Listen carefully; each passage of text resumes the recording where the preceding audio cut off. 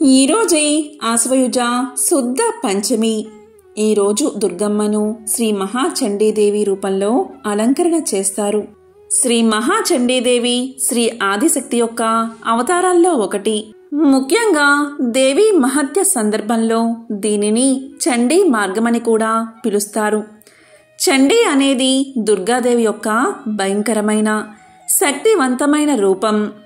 మరి ఎంతో పవిత్రమైన విశేషమైన ఈరోజు ఈ కథను విన్నా, చదివినా, చెప్పినా, వినిపించినా సకల శుభాలు కలుగుతాయి.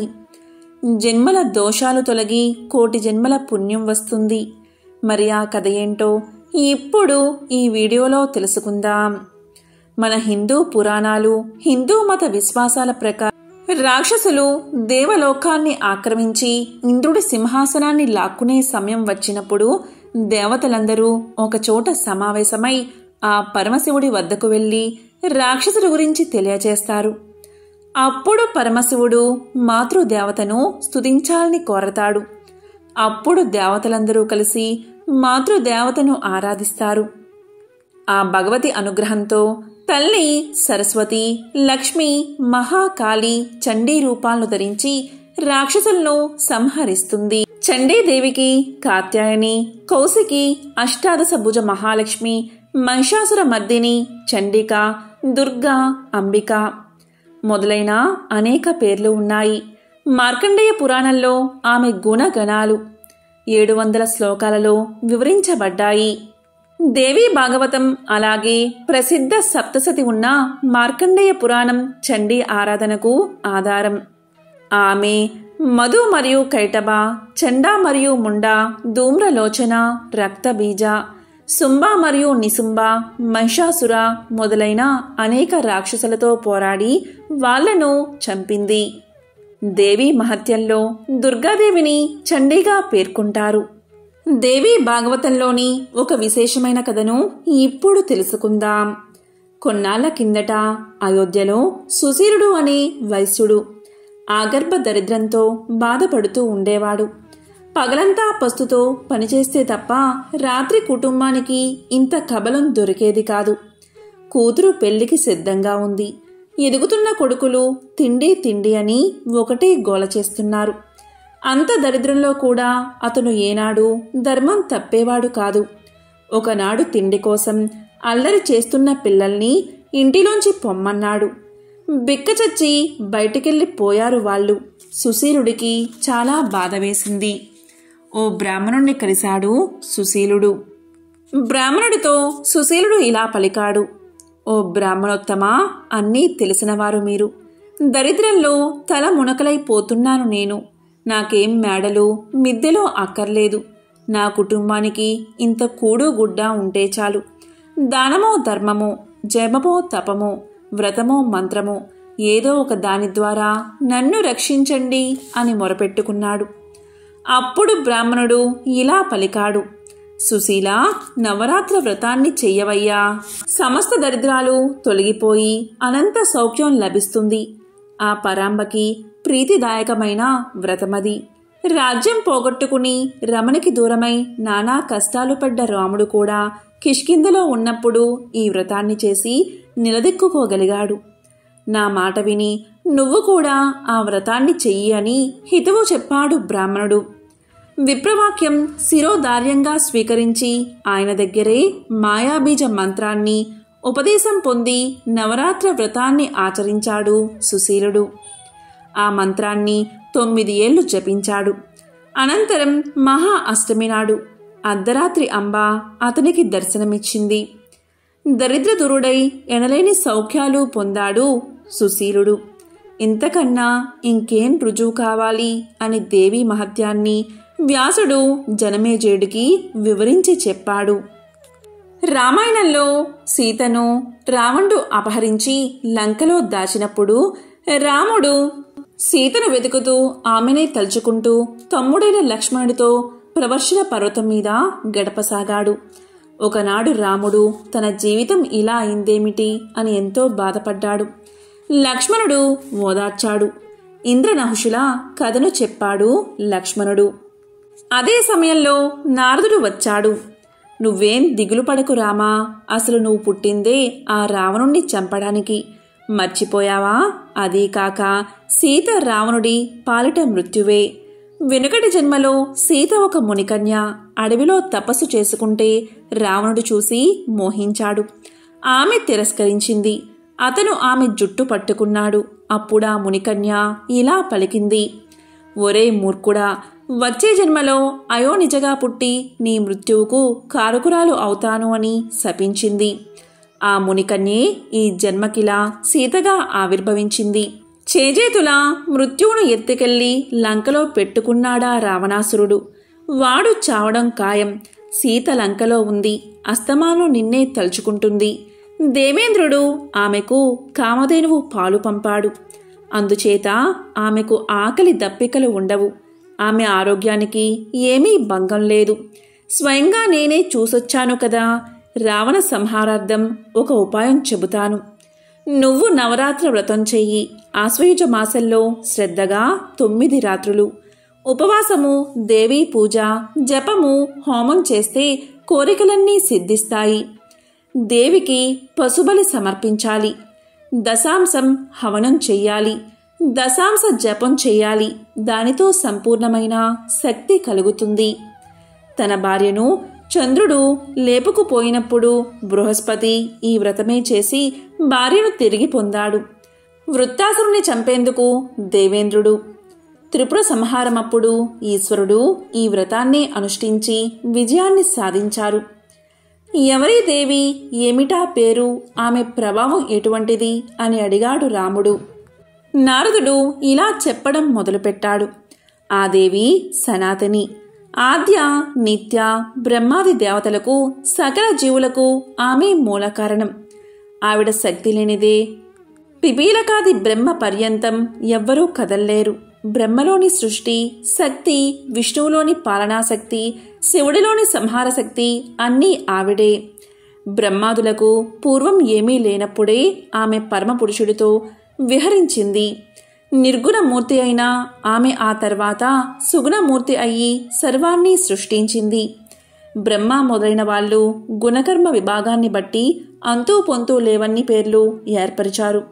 ఆమెకి అందులో ఏ పేరు ఉన్నదని చెప్పమంటావు, ఏ పేరు కాదని చెప్పమంటావు అని నారదుడు పలకగా, సరే అయితే ముందు పూజా విధానం చెప్పు, ఇవాళే దేవిని పూజిస్తాను అన్నాడు రాముడు.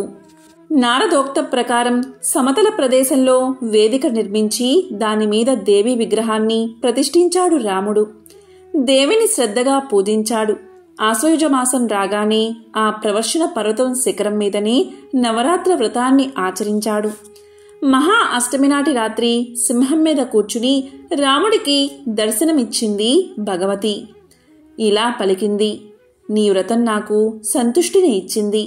నువ్వు రాక్షస సంహారార్థమే పుట్టావు. నీకిది కొత్త కాదు.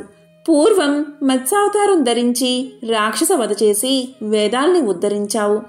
కూర్మావతారంలో మందరాన్ని మోసి సముద్రాన్ని చిలికించి దేవతలకి అమృతాన్ని సమకూర్చావు. వరహ అవతారం దాల్చి భూమిని కోరలతో ఎత్తిపట్టావు. నరహరివై హిరణ్యకశిపుణ్ణి చంపి ప్రహ్లాదుణ్ణి సంరక్షించావు. వామనుడివై బలిని పాతాళానికి తొక్కావు. పరశురాముడివై క్షత్రియుణ్ణి ఏరి అవతల పారేసి భూమండలం మొత్తం బ్రాహ్మణులకే పట్టం గట్టింది నువ్వే. రావణ సంహారార్థం ఇప్పుడిలా దాశరథిగా పుట్టావు. దేవతాంశలతో పుట్టిన ఈ వానరులంతా నీకు సహకరిస్తారు. నీ తమ్ముడు లక్ష్మణుడు ఆదిశేషుడి అంశతో పుట్టాడు. అతను ఇంద్రజిత్తుణ్ణి అంతం చేస్తాడు. నేను చెప్పిందంతా జరిగి తీరుతుంది. వసంత ఋతువులో కూడా నా పూజ జరిపించు. తద్వారా రావణుణ్ణి చంపగలుగుతావు. 11,000 సంవత్సరాలు రాజ్యం చేస్తావు.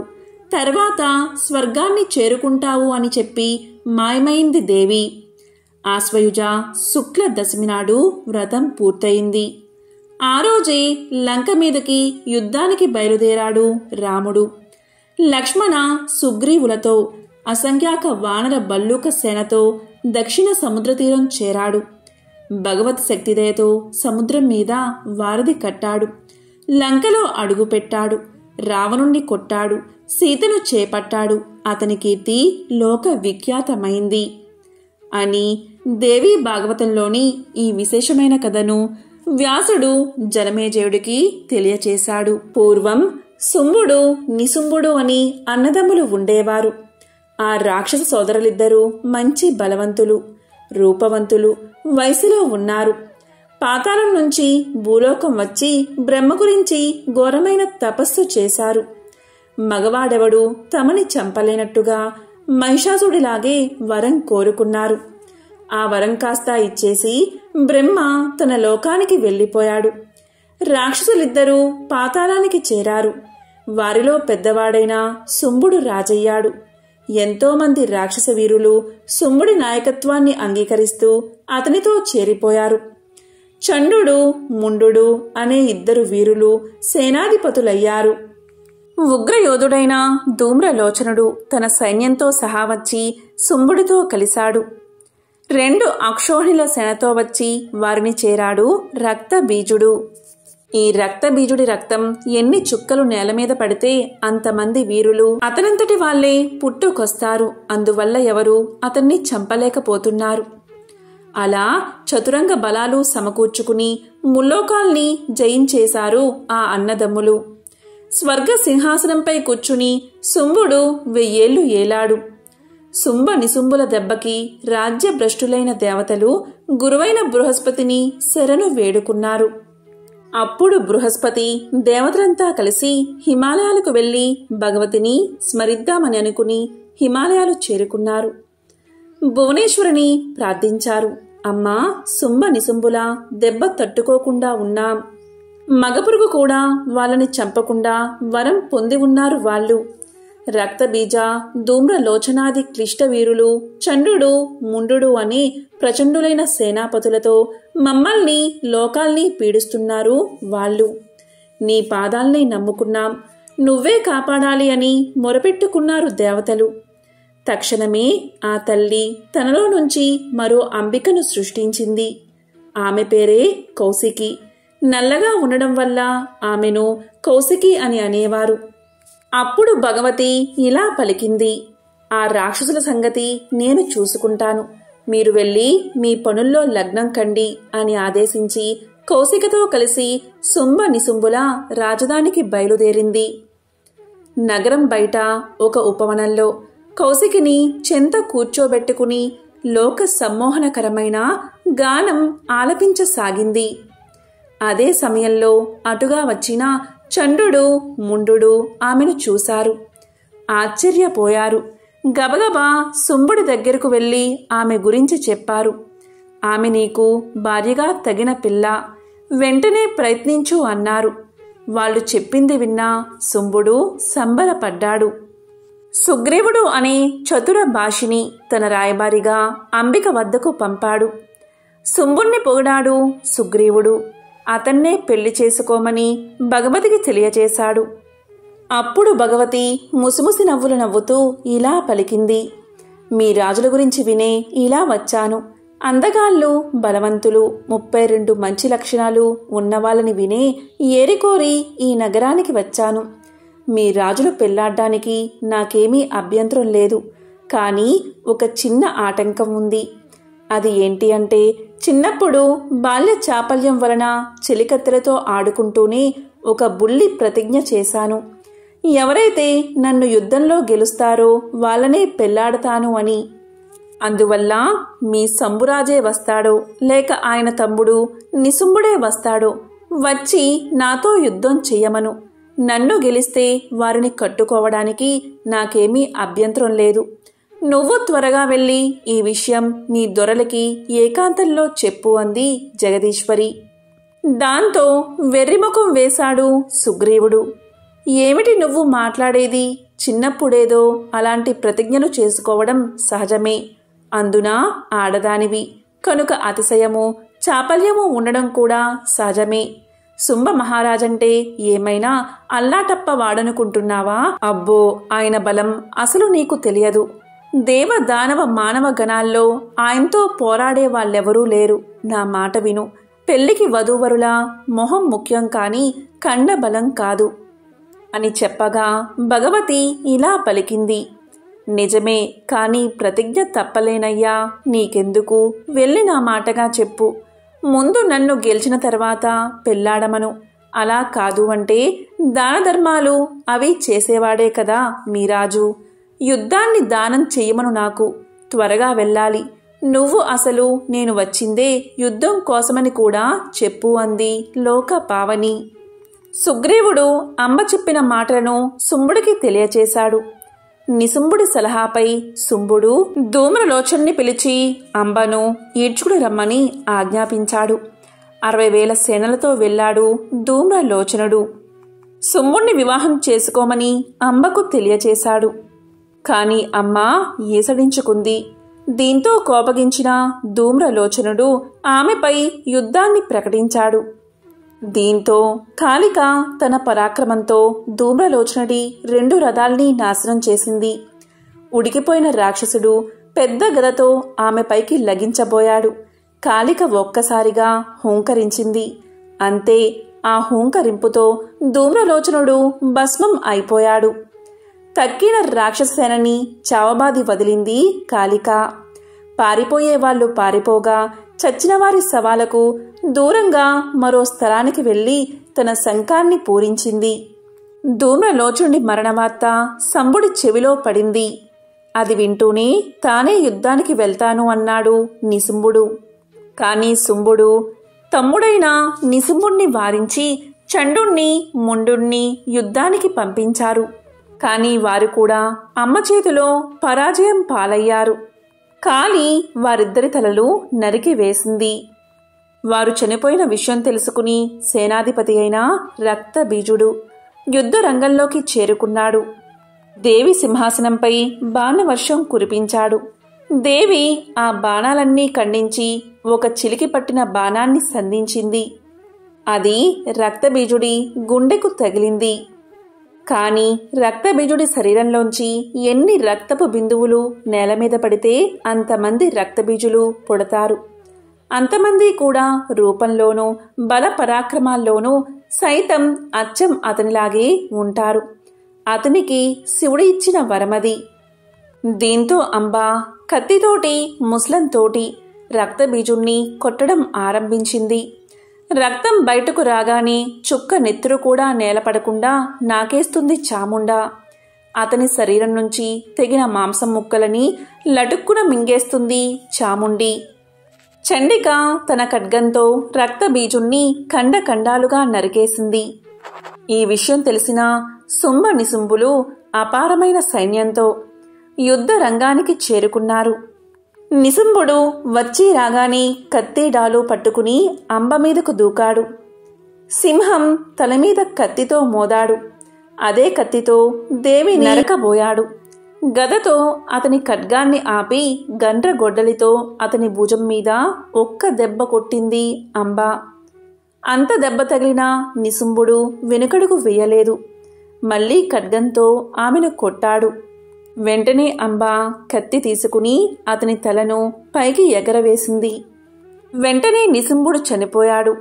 దీంతో బగబగలాడిపోయాడు శుంభుడు. జగదంబ శుంభుడి ముందుకు వచ్చి నిల్చుంది. జగదేక సౌందర్యంతో వెలిగిపోతున్న ఆమెను చూడగానే శుంభుడిలో కామం పరవళ్ళు తొక్కింది. అతి కష్టం మీద కామాన్ని దాచుకున్నాడు. మెల్లగా పెదవి విప్పాడు. నువ్వే అనుకుంటాను అంబికవి. ఈ కాలకాలి, ఈ చాముండా నీ మంత్రులు అనుకుంటా. ఈ కర్కశ కంఠం గల శివదూతి నిన్ను లాలిస్తుందేమో. భయంకరమైన ఈ సింహమేనా నీ వాహనం? వీణానాదం చెయ్యాల్సిన దానివి. విఫలమైన ఘంటానాదం చేస్తున్నావు. నీ రూప యవ్వనాలకు ఇది తగదు. నీలాంటి సుకుమారి మీద బాణం వేయబుద్ధి కావడం లేదు అన్నాడు శుంభుడు. ఆ మాటలు విన్న అంబ కాలికను శుంభుడి మీదకు పంపింది. వెంటనే కాలిక తన ఖడ్గంతో శుంభుడి యొక్క అన్ని అవయవాలను నరికేసింది. తల కస్సును తెగిపోయింది. గిలగలాడుతూ మొండం నేల మీద పడింది. శుంభుడి ప్రాణం పోయింది. దేవతల దుందుబులు మోగాయి. అప్సరసల నాట్యం సాగింది. గంధర్వుల గానంతో లోకం పరవశించింది. వేదాలు అంబకు సాగిలపడి మొక్కాయి. ఆకాశం నుంచి పూల వాన కురిసింది. శుంభుడి మరణంతో తక్కిన రాక్షసులు ఆయుధాలు పడేసి అంబకి మొక్కి పాతాళానికి పారిపోయారు అంటూ శుంభ నిశుంభుల కథను జనమేజయుడికి వివరించి చెప్పాడు వ్యాసుడు. జనమేజయ, అతి పుణ్యప్రదమైన ఈ జగదంబ కథను వింటే చాలు, అన్ని కోరికలు సిద్ధిస్తాయి, శత్రువులు నశిస్తారు, చివరలో ముక్తి లభిస్తుంది అన్నాడు వ్యాసుడు. ఈరోజు ఎరుపు రంగు చీరలో అమ్మవారు మనకు దర్శనం ఇస్తారు. అమ్మవారికి సమర్పించవలసిన నైవేద్యం పులిహోర. ఈరోజు ఈ మంత్రాన్ని తప్పనిసరిగా జపించాలి. ఆ మంత్రం ఏంటి అంటే, ఓం హ్రీం శ్రీం క్లీం మహాచండికాయే నమః. ఓం హ్రీం శ్రీం క్లీం మహాచండికాయే నమః. ఈ మంత్రాన్ని జపిస్తే అమ్మ అనుగ్రహం తప్పనిసరిగా మీకు కలుగుతుంది. అసలు చండీదేవి అమ్మవారి పూజ ఎలా చేస్తారు? చండీదేవి పూజ కోసం నవరాత్రి మొదటి రోజున ఒక బ్రాహ్మణుడు ఆవు పేడ మరియు మట్టితో పూతపూసిన ఒక మట్టి కుండను ఆలయం మధ్యలో ఏర్పాటు చేస్తారు. కలశంలో నీటిని తీసుకుని దానిని మామిడి ఆకులతో కప్పి బియ్యంతో నిండిన మట్టి మూతని కలశంపైన ఉంచి పసుపు గుడ్డతో కప్పుతారు. అదే కలశంలో బ్రాహ్మణ మంత్రాలు చదివిన తర్వాత ఒకరు కుండల నుంచి నీటిని చిలకరించి అదే కలశంలో అమ్మవారిని ఆవాహన చేస్తారు. పూజ మొదటి రోజు నుంచి 9 రోజుల ఈ కాలంలో బ్రాహ్మణుడు కేవలం పళ్ళు మరియు మూలాలను మాత్రమే తింటారు. చండీదేవి పూజ ఒక యాగంతో ముగుస్తుంది. తరువాత హోమం చేయడం మొదలు పెడతారు. దానిలో నెయ్యి, నువ్వులు, పంచదార, బార్లీ ఉపయోగిస్తారు. ఈ హోమాన్ని కలశం ముందు చేస్తారు. చండీదేవి యొక్క మంత్రాలను పఠించడం వల్ల కష్టాల నుండి విముక్తి లభిస్తుంది. కాళీ పురాణం, స్కంద పురాణం, నారాయణ పురాణాల్లో అమ్మవారి గురించి చెప్పబడి ఉంది. మహాచండీ హోమం ఆచరించిన వారికి దుర్గాదేవి యొక్క అద్భుత ఆశీర్వాదాలు లభిస్తాయి. ఓం శ్రీ మాత్రే నమః. ఓం చండికాయే నమః.